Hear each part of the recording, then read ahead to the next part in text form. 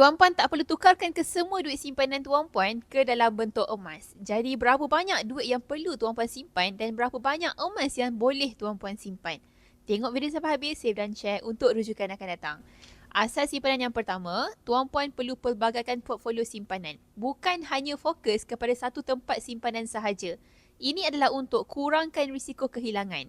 Asas simpanan yang kedua pula, Tuan Puan perlu tahu apa kelebihan dan kekurangan setiap portfolio simpanan Tuan Puan.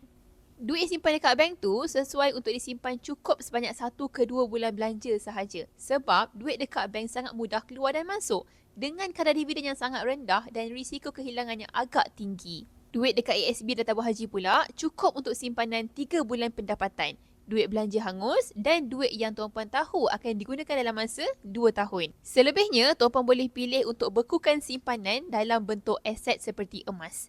Emas ni adalah simpanan yang kalis inflasi, bermakna nilainya tak akan jatuh.